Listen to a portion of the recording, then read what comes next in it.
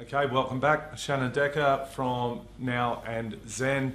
I'm here with Tim Rannaste, our fabulous building designer and landscape architect.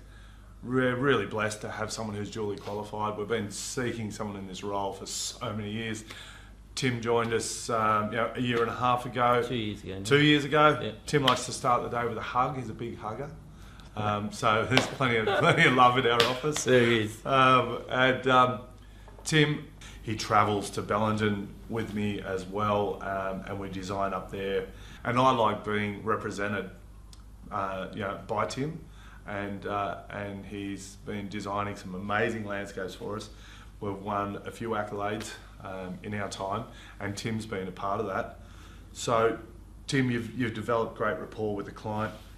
You've established that. You've established trust and transparency, which is super important. That'll go back to the initial consultation where we'll talk about, the clients will tell us, what they're envisioning in their landscape, and having that that base understanding that their expectations are going to reflect the budget that's the most important thing, because that then allows me to get back to the office, work out firstly how much time I need to invest in the design, but whether it's even achievable, because the last thing we want to do is go back with a beautiful concept and it just be 4 or 5 times what the person was expecting to spend. So it's so important that we establish that right at the very beginning. So what will happen then is I'll go back to the office and obviously build the design fee proposal. Once that's agreed to, I'll go back and start working on my concept. Before I present that preliminary concept, what Ben and I will do, who's the construction manager you met previously, is we'll do what's called a buildability phase. So we'll look at all the elements in the design and base some rates on those. How long is this going to take us to do? What haven't we considered? A lot of the time Ben will go, Tim, mate, that looks awesome, but what about this? So the fact that we've got, construction, accounts and design all working together cohesively, it affords us to, provide the client with something that's realistic and doable. So that'll give me the opportunity to amend whatever I need to before I take it back to the client, say, look, that would be nice to do. We've got a major constraint here. What if we did this? And by doing that, we're not getting down the track, showing a plan to a client, and then having them fall in love with it, and then going, all right, how much is this going to cost? And then go back to the office and go, hey mate, it's going to be $300K and budget's $200. So the fact that we're able to do that in-house, the value in it, you're going to ultimately get the landscape that you want because we've already factored all those elements in. So and Tim talks about the unrealistic expectation of cost, and I think it's a natural behaviour. We all look at things and go, what does that cost that much? The same applies with landscape. I'll go in and look for a ute or a truck or something, and and I'm like, things are doubled, And I was born in the 70s, and I look at things now and go, how in the world am I paying $120,000 for a ute? And it blows my mind. Yet, we need to constantly upgrade our fleet. And the same goes with the landscape. If you haven't landscaped before, or this is your first time landscape, you're going to be blown away by the costs. There's 3 elements in landscape, quality, cost, and time. And you can only have 2 of them. Generally only have 2 of them. Essentially the most expensive part of your house build is getting out of the ground. Well, everything we do is in the ground. There's a lovely, beautiful dry stone retaining wall that you see. You don't see the footing. You see just what's above. But most of what we'll do is actually in the ground, and that's where all the costs are incurred. So unless the client's built before or they've renovated a landscape before, 99% of people just have absolutely no idea what it costs. They think plants are cheap and that's all there is. But no, it's not like that at all.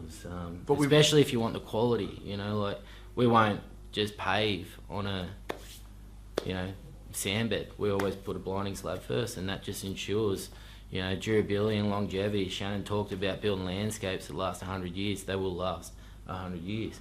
And that's the difference between other guys that I've worked with over the years and now and then, is that you're going to get the quality. But again, as Shannon said, you want the quality, you got the costs. And it's not all, I mean, we can get wrapped up in designing landscapes because we're passionate about it.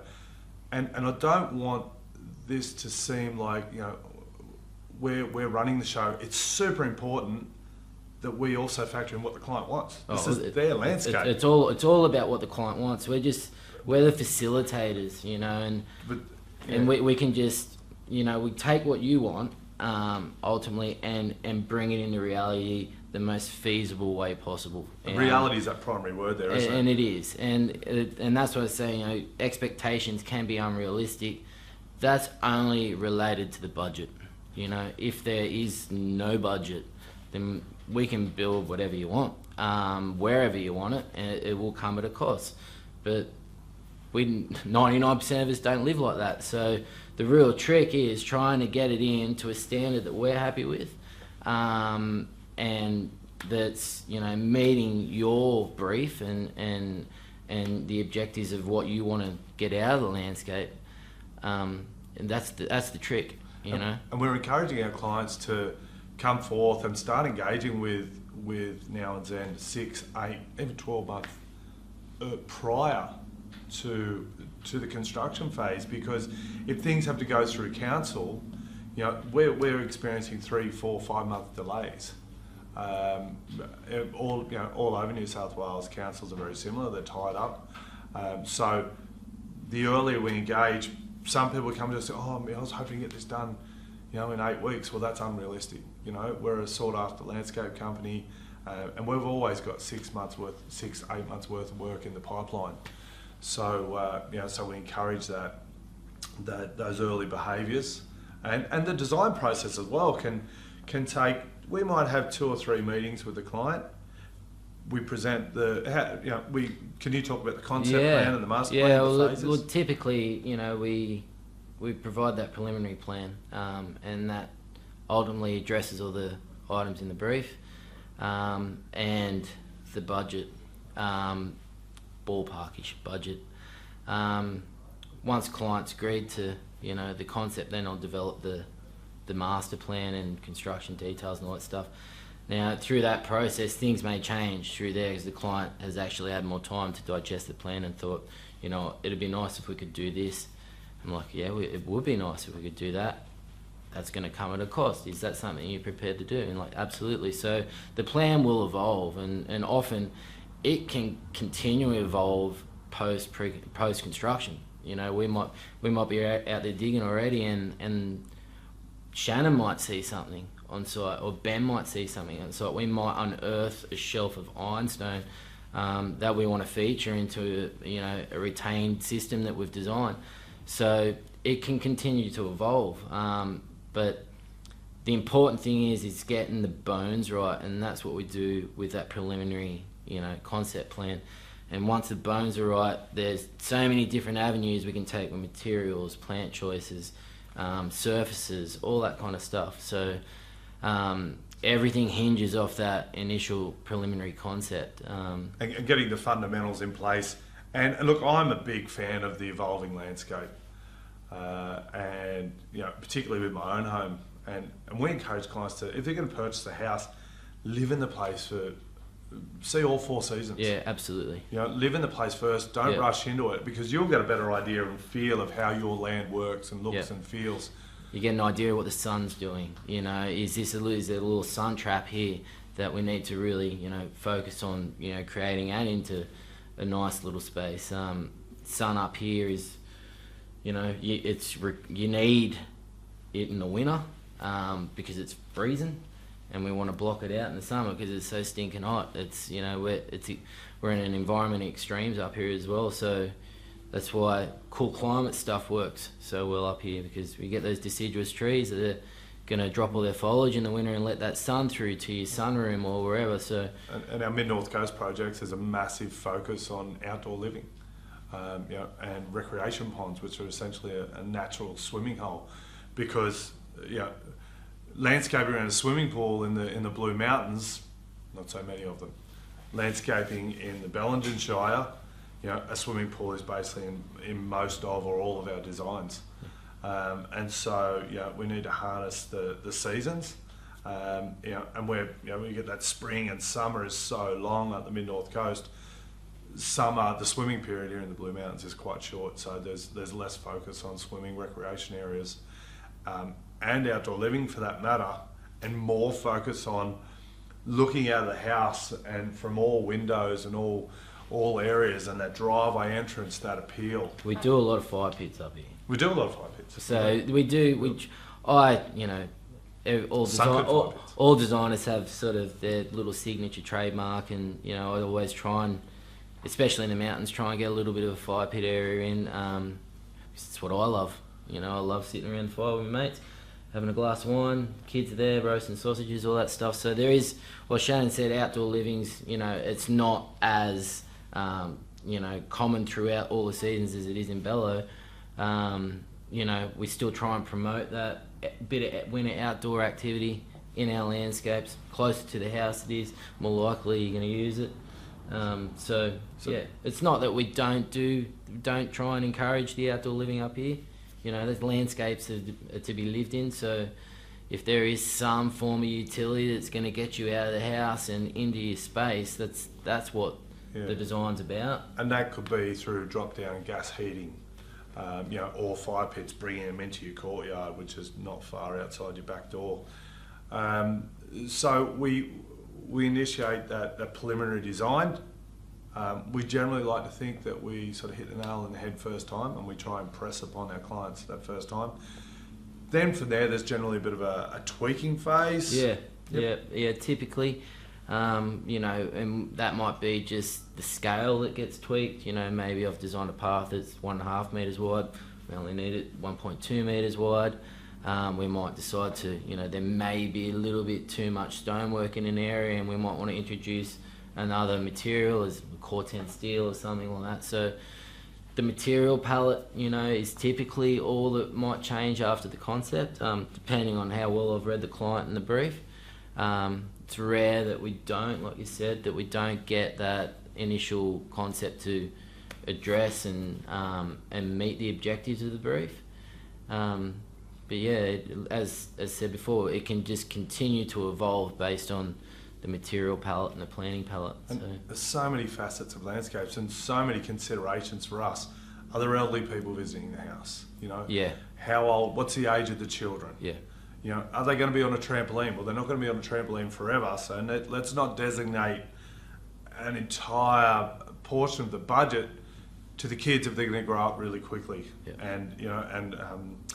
and vacate that kids' cubby house, and the trampoline becomes nothing but a relic. Yeah, maybe you just don't build a sunken tramp, you just have an area for the tramp. Trampoline. Things that can be moved and modified. Yeah. Like gardens, the landscape also can be modified as our children grow older, or our elderly parents come to live with us. So we need to, there's a lot of considerations, and we help the clients along with those considerations and sort of create those prompts with that. And how much time does a client want to spend in the garden? Now, this is a really big thing, because if they're avid gardeners, we need to go nuts on the plant palette. We're going to put a lot of budget into the garden. If they're restricted in time and they're professionals and they're spending very little time in the garden, great. If they've got, if money's allowed, we'll still go nuts on the plant palette, and we'll offer a maintenance service. One of the things that's consistent in most briefs is clients coming to us saying we want something low maintenance. Yep. Often. Look, people are busy. There's no such thing. Ben will attest to that. There's always an element of maintenance that you need to do, even with your natives. You'll get dieback, you'll get leaf drop, you'll get all that kind of stuff. So all gardens are going to have to be managed. It's just how much management are you prepared to put into it. So there's a low maintenance garden, but there's no such thing as no maintenance garden. We want to know do people have allergies? Is there a certain colour that they don't like? Yeah. Do they not like that plant because it reminds them of something or someone that they dislike? Ex-girlfriend, maybe. Yeah, exactly right. So there's so many reasons, and we constantly throw in these prompts to the clients. Yeah. Outdoor shower. Do you want an outdoor bathroom? Do you want how much of that element is outdoors? How much is indoors? How much time and energy are you going to put into it? The conversation goes on, and this is why we have a couple of meetings with the client, and then we deliver upon that master plan, and everyone's happy. The master plan is ready for the final pricing. Now, from that master plan, if the client's not able to visualize or their perception of the landscape is still not as appreciative as we would like it, yeah. What do you offer? We can build it in the computer and show you. Look, obviously that comes at a cost. There's a lot that goes into it, but there are a lot of people, especially if you've never really seen a plan before. If you're not involved in the construction industry, there's probably little chance that you've ever seen a plan before. So there's a lot of people. Don't feel bad if you can't read a plan. We can model the space digitally, and we can take that to several different levels. We can just do wireframe stuff that's going to show you just the volume and the scale of the development, and we can take it all the way through to a fully rendered fly through with your selected species and all that stuff. Now, if it's something that you want, we can do that. And it's three dimensional. You get to walk through that landscape. The water's moving. The fly. The leaves are rustling. moving. We could show you that exact same landscape, and on our high end jobs, this is often the case. People want to see exactly what they're getting, and we can show them, and they go, "Oh, okay, great." Or now that I can see it, I think that needs to be tweaked, and we tweak and we change and we modify. So what we're trying to sort of reiterate here is the importance of the landscape design, the relationship that we're building between customer and client. If we're going to be in the yard for a few months, it's important we're going to get along. Absolutely. It's important that you understand very, very clearly the outcomes. Yep. And we pride ourselves on communication. Throughout the project, there'll be communications from the designer through to the client, or from the construction manager through to the client. My role as a director is quality assurance. I walk around job to job, just making sure that I'm happy with everything, and we're maintaining the brand of Now and Zen.